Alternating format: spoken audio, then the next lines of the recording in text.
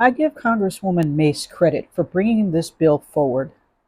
The 158 Democrats who voted against this need to go, especially you, Congressman Vesey, in Dallas.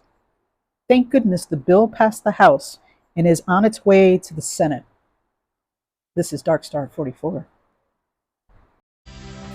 Well, welcome back on this Thursday morning. As we get closer to Election Day, of course, we are focusing on the top issues that matter to you most.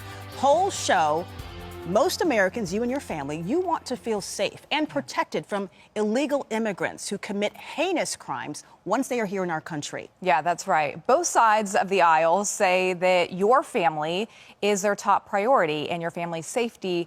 But do their actions back up those words? Joe is back to go deeper into what recently took place on Capitol Hill. Joe, what can you tell us? Yeah, Lindsay Fanchon, it was a bill that had a very simple message. Deport illegal immigrants convicted of a sexual offense. However, not everyone was in favor of it. And what it did was put the spotlight back on the Biden-Harris border failures. I find the debate on my bill, the Violence Against Women by Illegal Aliens Act today, I find the debate shameful. South Carolina Congresswoman Nancy Mace addressing her colleagues Wednesday, September 18th on House Resolution 7909, the Violence Against Women by Illegal Aliens Act. These criminal illegal aliens who have no business, they have no right to step foot into our country, now roam the streets of our communities, inflicting senseless acts of sexual and domestic violence and murder.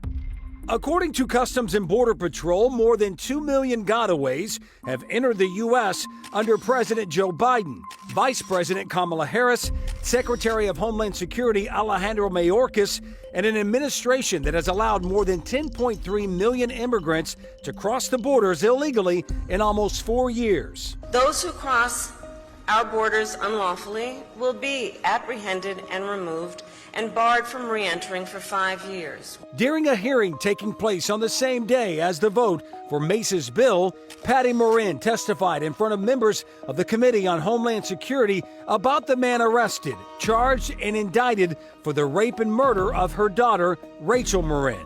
Since my daughter's death, but also since we learned that it was an illegal immigrant that they've accused of murdering her, the Biden-Harris administration has not reached out to our family to offer condolences.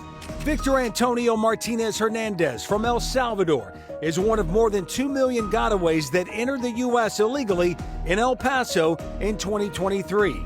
If they had done the border protocols that were in place but was set aside of just a simple DNA swab, they would have known that he had a Interpol warrant for murder in his home country. All over the U.S., stories like Rachel Morin are popping up, something that Aaron Heike, former chief patrol agent with the U.S. Border Patrol for 25 years, witnessed throughout the last 3.5 years. Border Patrol zones across Texas, Arizona, and California had no agent presence for weeks and months at a time. Those who did not want to be caught could simply walk in. We have no idea who and what entered our country over this time. The Violence Against Women by Illegal Aliens Act passed the House 266 votes to 158, with 51 Democratic representatives voting for it. 158 Democratic lawmakers opposed it. We see more tragedies like these with every passing week. The blood and the physical and emotional scars of these tragedies rest on the hands of Joe Biden and Kamala Harris.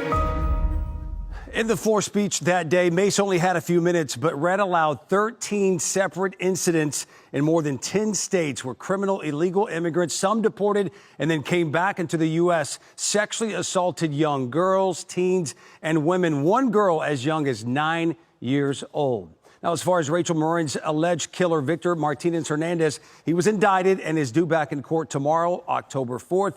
H.R. 7909 now moves on to the Senate.